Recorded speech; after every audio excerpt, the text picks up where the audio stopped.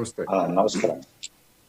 నమస్తే అండి. కృష్ణారెడ్డి గారు చెప్పండి. ఇన్ని రోజులు అధికారం మీరు ఇన్నాళ్ళు అధికారంలో ఉండగా ఇప్పుడు మాత్రమే ఎందుకు ఈ మహిళా రిజర్వేషన్ బిల్ అనేది తీసుకొస్తున్నారు? అంటే ఎన్నికలు దగ్గర పడుతున్నాయనా?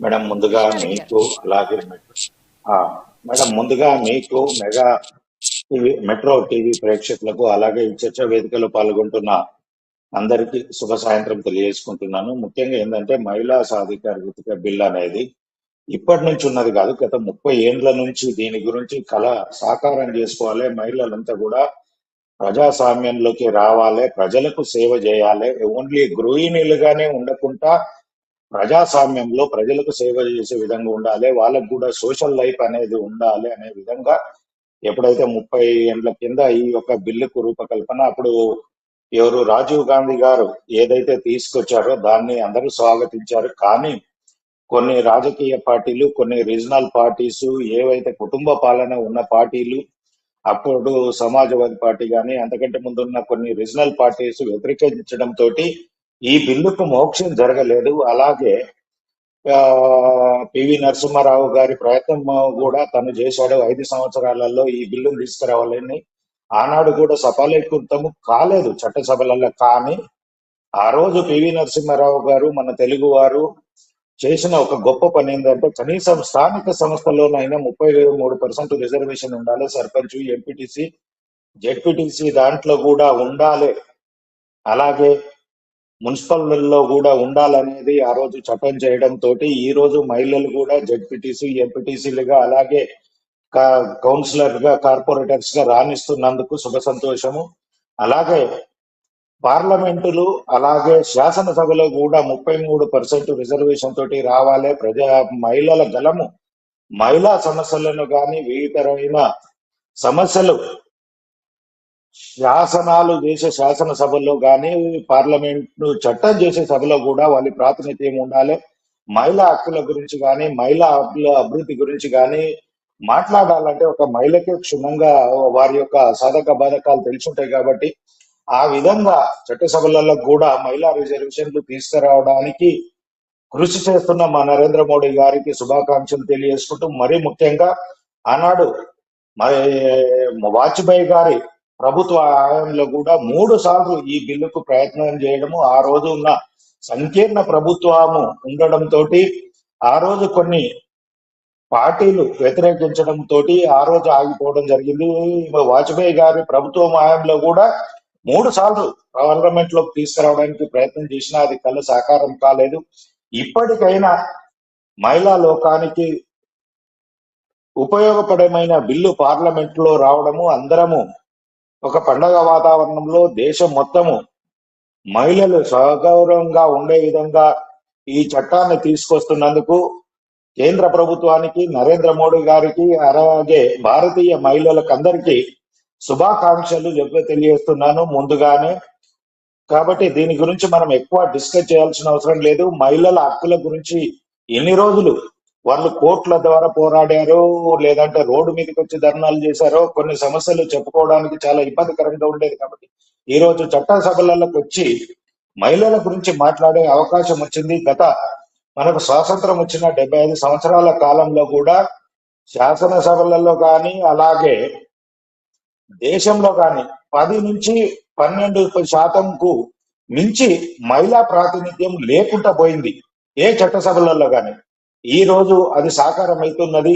ఇంకొక అంశం ఏంటంటే ఇప్పటికీ కూడా ముఖ్యమంత్రులుగా ఉన్న మనకి 29 రాష్ట్రాలలో కూడా మనకి ఏమైతుంది, 17 రాష్ట్రాలలో ఈ రోజు వరకు మహిళా నాయకురాలు ముఖ్యమంత్రిగా లేని రాష్ట్రాలు ఉన్నాయంటే ఎంత ఇబ్బందికరమైన పరిస్థితులలో మన దేశం ఉండే, మహిళలకు ప్రాతినిధ్యం లేకుండా ఉండే. ఈ రోజు నరేంద్ర మోడీ గారి బీజేపీ ప్రభుత్వం ప్రయత్నం చేసి తీసుకొస్తున్నందుకు మనం అందరము శుభాకాంక్షలు మరొకసారి తెలియజేస్తున్నాను. ఈ అవకాశాన్ని ప్రతి ఒక్కరు కూడా ఆహ్వానించాలి. ఈ శుభ సందర్భాన్ని అందరికీ అన్ని పార్టీలు కూడా, కాంగ్రెస్, బీజేపీ అనేది కాకుండా ప్రతి ఒక్క పార్టీ మద్దతిచ్చి మహిళల సాధారణ వాళ్ళ అభ్యున్నతికి కృషి చేయాలని చెప్పేసి తెలియజేస్తున్నాను.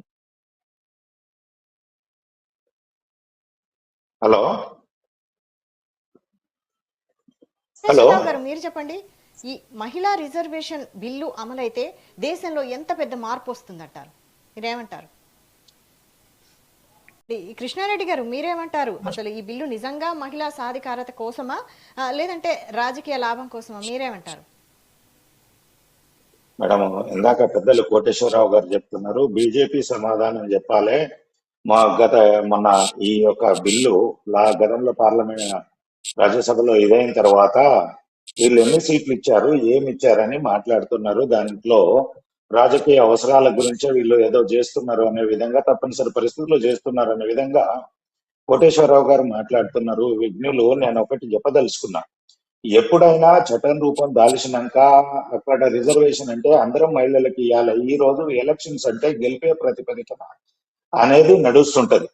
మనము రిజర్వేషన్ ఒక వ్యక్తిని చూసో అక్కడ ఇచ్చుకుంటూ పోతే కొన్ని ఉంటాయి. ఇలా మీరు చేసేది నేను చేసేది ఒకటే ఉంటే అక్కడ ప్రజలు నిర్ణయించుకునే విధంగా ఉంటది.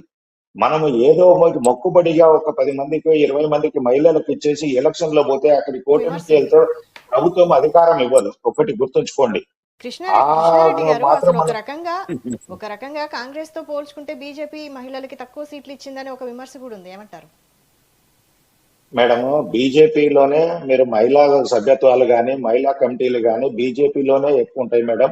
మరి ఎక్కడున్నా దానికి ఏది జరిగినా ఇవాళ నువ్వు ఎక్కువ చేసినవా నేను తక్కువ చేసినా అనేది మనం ఎక్కువ మాట్లాడితే కరెక్ట్ కాదు. ఈ రోజు మనం చేస్తున్నది ఏంటంటే, ఇవాళ కోటేశ్వరరావు గారు చెప్తుంది ఏంటంటే, ఆకలిగా ఉన్నా అని వచ్చినోనికి మనం ఇంత అన్నం పెట్టినాం కానీ, అన్నము పప్పన్నం తోటి పెట్టినాం కానీ తిని మాట్లాడేది అడిగేది ఎట్లుందంటే బీరు బిర్యానీలు ఎందుకు పెట్టలేదు అనేది. సమస్యకు ఏంటంటే ఆ రోజున్న పరిస్థితులకు ఆ విధంగా మెదులుతారు. ఈ రోజు చట్టం వచ్చిన తర్వాత అందరం ఇవ్వాల్సిందే, అందరం చేయాల్సిందే, అందరం ముందుకెళ్లాల్సిందే. ఇంకొక అంశం ఇందాక చెప్పారు, మహిళల వెనకాల పురుషులే అధికారం చెలాయిస్తున్నారు, అది 100% అవకాశం ఉన్నది అంటున్నారు. ఇందులో తను చెప్పిన దాంట్లో వాస్తవం ఉండొచ్చు కానీ అది స్థానిక సంస్థలలో జరిగింది కానీ చట్టసభలకు వచ్చేటప్పటికీ ఆ యొక్క అవకాశం ఉండదు. ఎందుకంటే చట్టసభలు అనేది మన రాష్ట్ర రాజధానిలో కానీ దేశ రాజధానిలో ఉంటాయి. అక్కడికి వెళ్ళినప్పుడు మహిళలు వెళ్ళాలి, చట్టసభలలో మాట్లాడాలి. ఏది మాట్లాడినా ఏది చేసినా నిర్ణయం ఏది తీసుకున్నా పార్టీల నిర్ణయానికి ప్లేస్ వీళ్ళు వ్యక్తిగతంగానే మాట్లాడాల్సి ఉంటుంది. ఇక్కడ ఏంటంటే గ్రామ పంచాయతీలో సర్పంచ్ అయితే మహిళ అయితే కూడా జెంట్స్ హస్బెండ్ పోయి నేనే సర్పంచ్ అని బోర్డు పెట్టుకొని కూర్చున్న రోజులు కూడా చాలా చూసినాం. కానీ చట్టసభలలో అది జరగదు. ఎందుకంటే ఇక్కడ చట్టాలు చేసేది ఉంటది కాబట్టి, ఇక్కడ బలపరిచేది ఉంటది కాబట్టి, మాట్లాడాల్సిన అంశాలు ఉంటాయి కాబట్టి, ప్రజా సమస్యలు లేవనెత్తాల్సినవి శాసనసభలలో కానీ పార్లమెంట్లో కానీ రాజ్యసభలో కానీ శాసన మండలిలో కాబట్టి ఉంటాయి. కాబట్టి ఇక్కడ మహిళలే వచ్చి వాళ్ళ విజ్ఞతతోటి వాళ్ళ విచక్షణతోటి వాళ్ళకున్న ధైర్య సాహసాలతోటి వాళ్ళు ఎదుర్కొన్న సమస్యల గురించి మాట్లాడాల్సి ఉంటుంది. కాబట్టి ఇక్కడ జరిగే ఇబ్బందులు ఏముండయి. ఏదో అక్కడ కొన్ని రికమెండేషన్లో పైరవులో ఏదన్నా చేసుకుంటే ఎవరితోటి అయినా ఉంటది. ఆ కుటుంబంలో అంటే తండ్రి ఉన్న కొడుకు అయినా చేస్తాడు, బిడ్డ అయినా చేస్తుంది, భార్య అయినా కొన్ని సందర్భాలలో ఆ యొక్క ఇన్ఫ్లుయెన్స్ అనేది చేసుకోగలుగుతారు, మహిళ ఉన్నా ఎవరున్నా. కానీ ఇలా చట్టసభలలో వచ్చేసి 10 మందిలో ధైర్యంగా నిలబడి సమస్యలను ప్రశ్నించే విధంగా, ప్రజలు ఎదుర్కొంటున్న సమస్యల గురించి మాట్లాడే విధంగా ఒక అవకాశము మహిళలకు రావడం అనేది మనం గొప్ప కళగా చూడాలి, ఒక గొప్ప అవకాశంగా చూడాలి. దీంట్లో కూడా కోడిగుడ్డు మీద ఈకలు వీకినట్టు తప్పులు వెతుకుతాము, మీరేం చేయలేరు, మీరు ఇప్పుడు చేస్తున్నది ఎందుకు, గతంలో గిట్లు ఎందుకు చేయలేదంటే గతంలో తప్పులు జరిగినాయి అనేది ఈ రోజు చట్ట సవరణ చేసుకుంటూ వాళ్ళకు రిజర్వేషన్ కల్పించడం జరుగుతుంది. దాన్ని మనం అందరం ఆహ్వానించాలి. ఇప్పుడు జరగబోయే దానికి చట్టం వచ్చిన తర్వాత మహిళలకు ఎంత ఉపయోగకరంగా ఉంటుంది, ఎంత భవిష్యత్తు ఉంటుంది, ఆ యొక్క చట్టంలో ఇంకో ఎలాంటి అంశాలు చేరిస్తే బాగుంటుంది అనేది మాట్లాడాలి. కానీ ఒకరిని తప్పు పట్టే విధంగా, మంచి చేసినా తప్పు పట్టే విధంగా, చెడు చేసినా తప్పు పట్టే విధంగా, నేను ముందు నడుస్తున్నా అనుకోండి మేడం, నా వెనకాల వీపు ఉంటది, అరే నీకు వీపు కనబడతలేదు అనుకుంటే నీ వెనకాల ముందే కనబడతలేదు అనే విధంగా క్వశ్చన్ చేస్తే కరెక్ట్ కాదు.